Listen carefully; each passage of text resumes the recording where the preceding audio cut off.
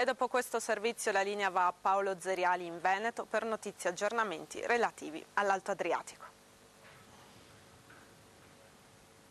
Buonasera cari telespettatori dalla redazione Alto Adriatico. Inizio subito col presentare quello che è il nostro ospite di oggi, che è il sindaco di Cinto Caomaggiore, Renato Querini, con cui appunto parleremo dopo la lettura di alcune...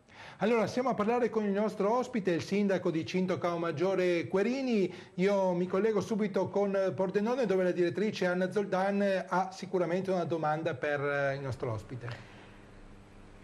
Sì, grazie Paolo, buonasera signor Sindaco. Allora abbiamo sentito l'amministrazione comunale, le amministrazioni comunali devono essere vicine ai cittadini per dare risposte, abbiamo anche dato ampio spazio nei giorni scorsi nel corso del telegiornale di Video Regione alla situazione della Dexion, la fabbrica appunto di Cinto Caomaggiore presidiata dai lavoratori che temono lo smantellamento della fabbrica, quindi problemi di occupazione. E l'amministrazione comunale in questo caso come sta agendo?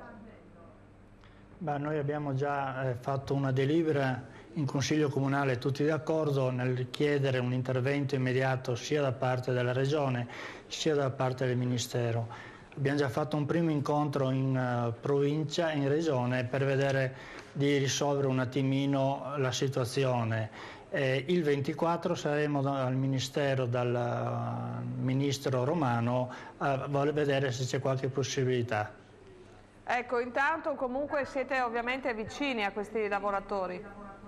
Certamente, il loro presidio davanti alla fabbrica siamo sempre vicini sia come amministratori che anche come semplici cittadini, con incontri e dando per quanto ci è possibile degli aiuti. Grazie Sindaco, la lascio alle altre domande del collega Paolo Zeriali. Grazie a lei.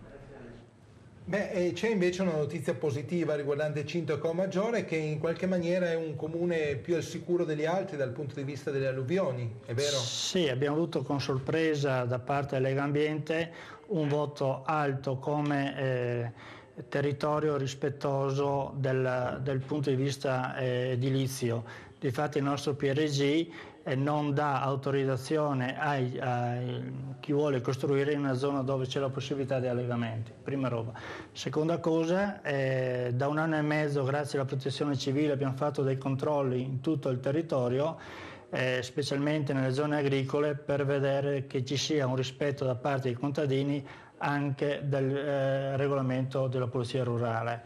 Questo sicuramente ci ha permesso di avere i fossi in ordine il più possibile.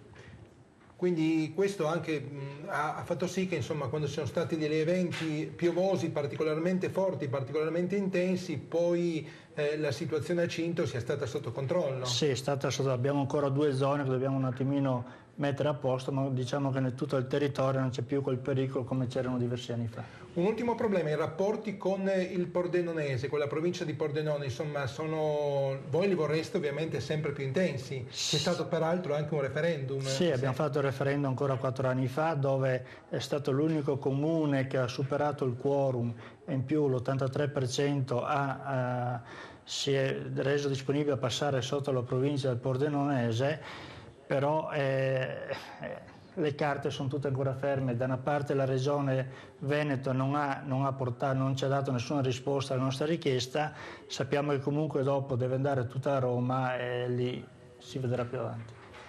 Bene, io ringrazio il sindaco Querini, con cui avremo insomma, modo di parlare, speriamo magari per una soluzione positiva relativamente alla Dexion, e mi sposto a parlare di un altro